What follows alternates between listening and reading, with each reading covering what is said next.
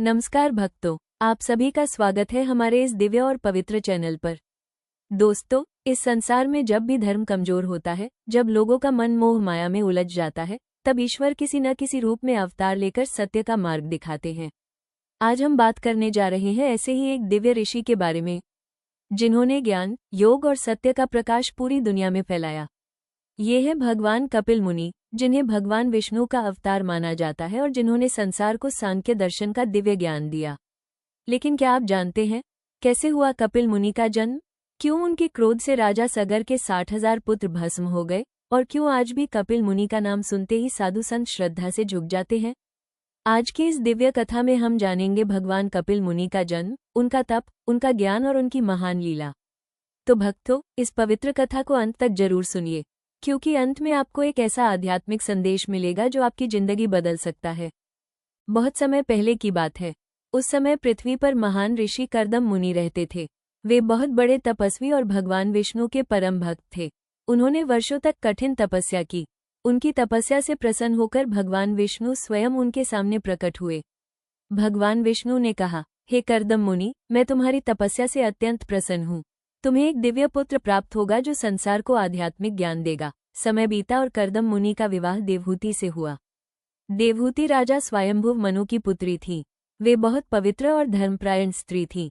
कुछ समय बाद देवहूति के गर्भ से एक दिव्य बालक का जन्म हुआ। जैसे ही उस बालक का जन्म हुआ, चारों ओर दिव्य प्रकाश फैल गया। देवताओं ने आकाश से पुष्प वर्षा की। वह बालक कोई साधारण बालक नहीं था, वो थे भगवान कपिल मुनि। कपिल मुनि बचपन से ही अत्यंत तेजस्वी थे। उनकी आंखों में अद्भुत तेज था और उनके चेहरे पर गहरी शांति दिखाई देती थी। छोटे से ही वे ध्यान में बैठ जाते थे और गहरी आध्यात्मिक बातें करते थे। कर्दम मुनि समझ चुके थे कि यह बालक कोई साधारण ऋषि नहीं बल्कि स्वयं भगवान का अवतार है। कुछ समय बाद कर्दम मुनि ने संन्यास लेने का निर्णय लिया और जंगल में तपस्या करने चले गए। अब देवहूति अपने पुत्र कपिल मुनि के साथ रहने लगी। एक दिन देवहूति ने अपने पुत्र से कहा, हे पुत्र, ये संसार दुखों से भरा हुआ है। मनुष्य मोह माया में फंस जाता है और सच्चे सुख को भूल जाता है। मुझे ऐसा ज्ञान दो जिससे मैं मोक्ष प्राप्त कर सकूं। तब कपिल मुनि ने अपनी माता को सांख्य दर्शन का दिव्य ज्ञान दिया। उन्होंने कहा, हे माता, इस संसार में दो मुख्य तत्व हैं, प्रकृति और पुरुष। प्रकृति से यह पूरा संसार बना है, लेकिन आत्मा इन सबसे अलग और शुद्ध है। जब मनुष्य अपने सच्चे स्वरूप को पहचान लेता है, तब वो जन्म और मृत्यु के चक्र से मुक्त हो जाता है। कपिल मुनि ने अपनी माता को भक्ति, ध्यान और ज्ञान का मार्ग बताया। उनके उपदेश इतने गहरे थे कि आज भी संत और विद्वान उन्हें पढ़ते और समझते हैं।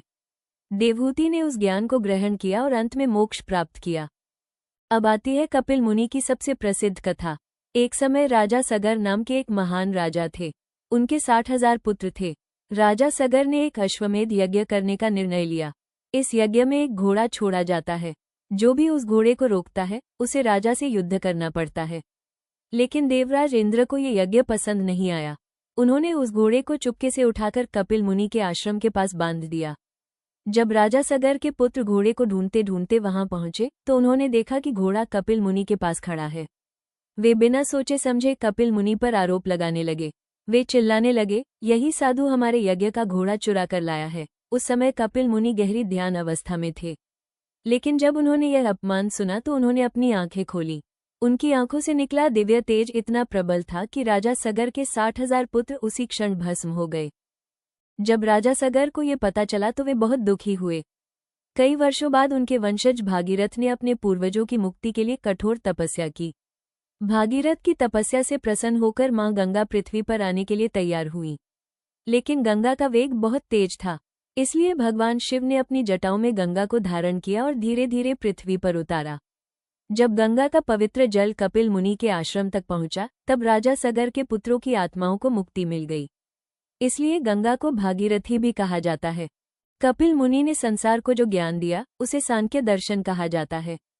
ये दर्शन हमें सिखाता है, आत्मा अमर है, शरीर नश्वर है, मोह माया दुख का कारण है, सच्चा सुख आत्मज्ञान में है। उन्होंने बताया कि जब मनुष्य अपने अंदर की आत्मा को पहचान लेता है, तब उसे सच्ची शांति मिलती है।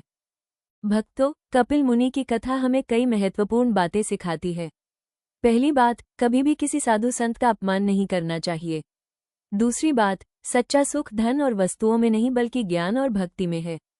तीसरी बात, जब मनुष्य सच्चे मन से भगवान का स्मरण करता है तो उसके सारे दुख दूर हो जाते हैं। तो भक्तों, ये थी भगवान कपिल मुनि की दिव्य और पवित्र कथा। अगर आपको ये कथा अच्छी लगी हो और आप ऐसी ही और दिव्य कथाएं सुनना चाहते हैं तो इस वीडियो को लाइक जरूर करें और अपने परिवार और दोस्तों के साथ शेयर करें। और अगर आप भगवान की भक्ति से जुड़ी ऐसी ही पवित्र कथाएं रोज सुनना चाहते हैं तो हमारे चैनल को सब्सक्राइब जरूर करें और बेल आइकॉन दबाना बिल्कुल न भूलें, क्योंकि इस चैनल पर आपको मिलती है देवताओं की रहस्यमयी कथाएं, प्राचीन शास्त्रों का ज्ञान और भक्ति से भरी प्रेरणादायक कहानियां। अंत में बस इतना ही कहेंगे, जय कपिल मुनि भगवान, जय सनातन धर्म। धन्यवाद। फिर मिलेंगे एक नई दिव्य कथा के साथ।